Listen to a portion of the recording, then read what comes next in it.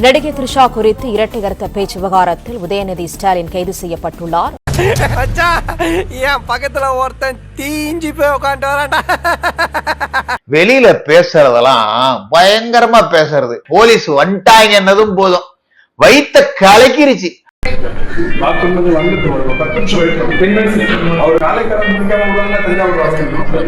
நல்லா வச்சு செஞ்சிருக்காங்க எங்க அப்பா ஒண்ணு, அதுவும் கக்கூஸ்ல மாஸ். பெண்களின் சுயமரியாதைக்கு களங்கம் ஏற்படுத்துதல் உள்ளிட்ட பிரிவுகள் எல்லாம் அவருக்கு எதிராக பயன்படுத்தப்பட்டிருக்கின்றது.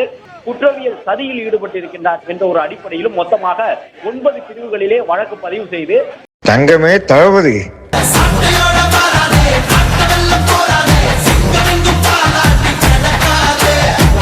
ஆக்ஷன் உதயநிதி பண்ணது, ரியாக்ஷன் விஜய் முதலமைச்சர் ஜோசப் விஜயோட போலீஸ் பண்ணது.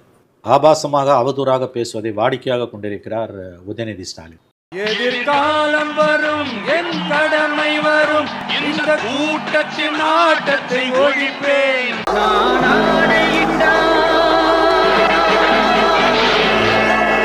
அதுவும் தேர்தல் காலங்களில் அவர் பேசிய பேச்சு, எடப்பாடி பழனிசாமியை பற்றி, சசிகலா காலில் விழுந்தது பற்றியெல்லாம் பேசின பேச்செல்லாம் எடுத்திங்கன்னா இன்றைக்கி அவருக்காக வக்காலத்து வாங்குற அதிமுக வெட்கி தலைகுனின்னு கேபி முனுசாமி இப்போ ஸ்டேட்மெண்ட் விட்டுருக்காரு. எதிர்கட்சி தலைவரை கைது செய்ய தவறான முடிவுதான்.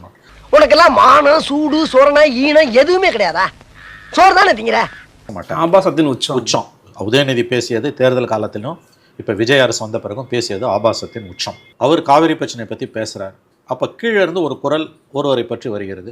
அதுக்கு பிறகு அவர் சொன்ன கருத்து நம்ம இந்த சபையில் சொல்ல முடியாது. அதனோட தொடர்ச்சியாக அந்த கைது நடவடிக்கை. இதுவும் வேண்டுமடா எனக்கு, இன்னமும் வேண்டுமடா.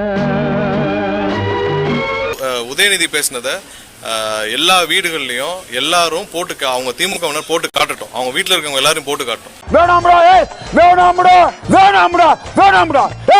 இது எல்லா வீட்லயும் அந்த எல்லாரும் பேசுறாங்க, எல்லார் வீட்லயும் போட்டு கேட்கட்டும். உதயநிதி பேசினதில் ஒரு வார்த்தை ஏற்புடையதற்கா இவ்வளவு கொச்சையாக கேவலமாக அவர் எதிர்க்கட்சி தலைவர் இல்ல, ஒரு எம்எல்ஏ நிக்கிற கூட தகுதி கிடையாது. Totally unfit for politics madam. ஒரு பிரைவேட் கம்பெனில எல்லாம் உதயநிதி ஸ்டாலின் வாட்ச்மேனை கூட எடுத்துக்க மாட்டாங்க. நீ எல்லாம் பிறந்ததே ஒரு சாபக்கேடு. முடிஞ்சா இன்னைக்கே போய் செத்துரு, மறுபடியும் பிறந்து வா, அப்போவாது உனக்கு ஓலை ஒழுங்கா வருதான்னு பார்க்கலாம். அவங்க தான் இன்னைக்கு பேசுறாங்க. என்ன பேசிக் குவாலிஃபிகேஷன் என்ன இருக்குங்க? ஹூஸ் உதயநிதி ஸ்டாலின்? சினிமா நடிகர்கள் பின்னாடி சுத்திக்கிட்டு இவங்களை கல்யாணம் வைக்கலாம், சூசைட் பண்ணுவான்னு பேசிக்கிட்டு. பால் டாயில் பாய் உதயநிதி என்ன பண்றது? நான் பால் டாயில நடிச்சாலே கூகுள்ல அவர் போட்டோ தான் வருது. லட்டி ராஸ்கல், பால் டாயிலா குடிக்கிற? பால் டாயில வெக்கமா இல்ல உனக்கு?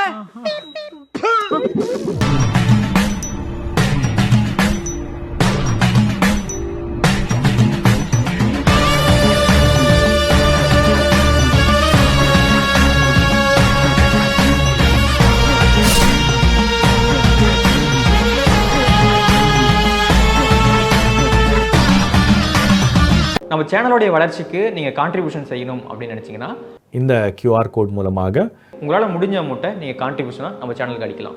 நன்றி. இன்னைக்கு நான் பேசாத ஒன்றை பேசினதாக கூறி கட் காப்பி பேஸ்ட் பண்ணி பொய் செய்தியை பரப்பி என்னென்ன சொல்றான் பாருங்க, கம்பி கட்டுற கதையெல்லாம் எடுத்து போடுறாங்க. அவருக்கு இருக்கிற கூடிய ஒரே கவலை என்ன? திமுக மேல என்ன பொய் வழக்கு போடலாம், என்ன பொய் கேஸ் போடலாம்.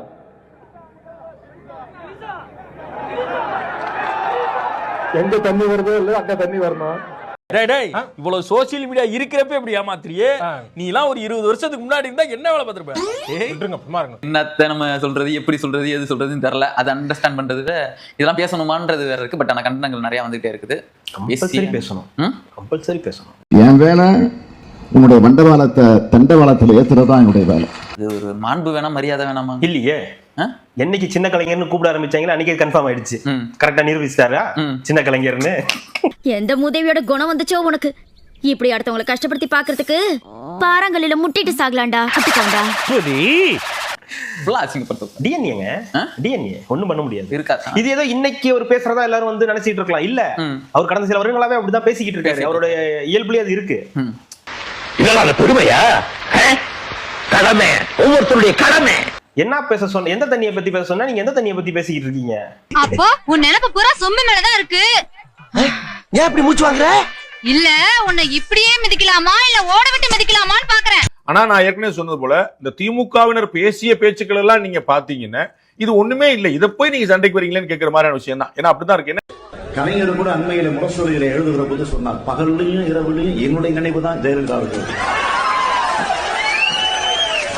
எதற்கு எடுத்தாலும் கலைஞர் தான். அடிக்கடி கொடநாட்டுல போய் ஓய்வு எடுக்க போறீங்க, அதுக்கு கலைஞர் தான் காரணமா? செருப்பால் அடிக்கடா அவனை. செருப்பெல்லாம் வெளியே விட்டோம்னே. எடுத்து வந்து அடிக்கடா. வில்லங்கத்தை விலைக்கு வாங்குறீங்க நல்லது இல்ல. எல்லாம் மீறி போறீங்களா? அரெஸ்ட் பண்றதுக்கு காவல்துறை அதிகாரிகள் அங்க போகும்போது காலை கடனை முடிக்காம எப்படிங்க உதயநிதி ஸ்டாலின் அவர்களால் வர முடியும்? தர்த்தரம் முடிச்சவனே, உன் குழந்தைதான் இதை செஞ்சதா? நாத்த தாங்க முடியலையடா. குழந்தைக்கு தாய்ப்பால் கொடுத்தீங்களா இல்ல நாய்ப்பால் கொடுத்தீங்களா? என்ன டேய் பாரதேசி நாய, இத பெட்ரோல் ஊத்தி கழுவினாலும் போகாதடா. பாலிமர் நியூஸ் செய்தி அதை வெளியிட்டிருக்கிறார்கள்.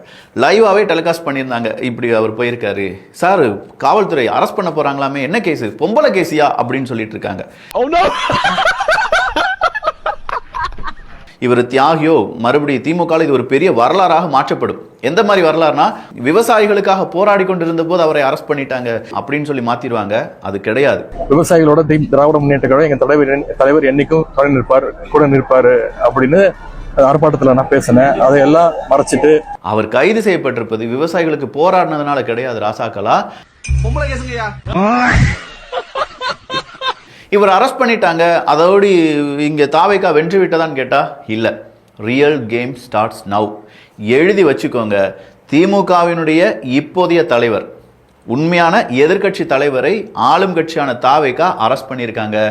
இது திமுகவுக்கு சிக்கல் கிடையாது, தாவேகாவினருக்கு சிக்கல்.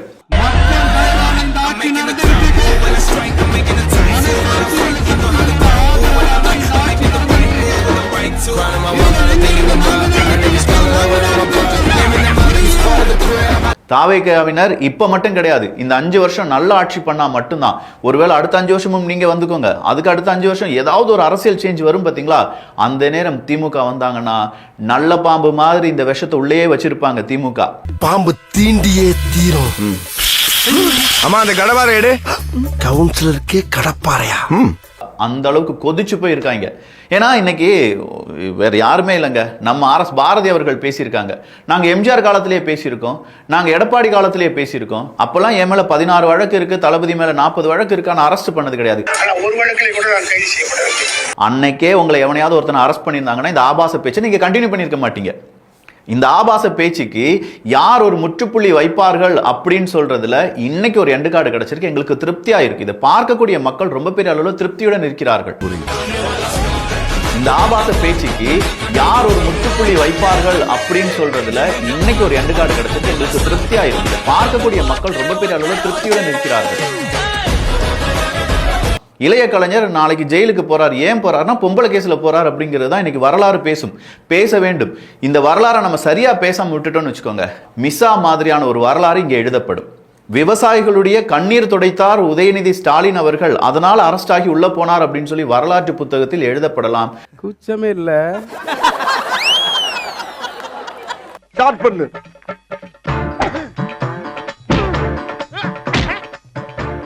இங்கிட்டு வா. அப்படியா படைக்கலடி படைக்கல மண்டையில மட்டும் அடிச்சிடாத, கொலைகேஸ்ல உள்ள போயிருவேன்.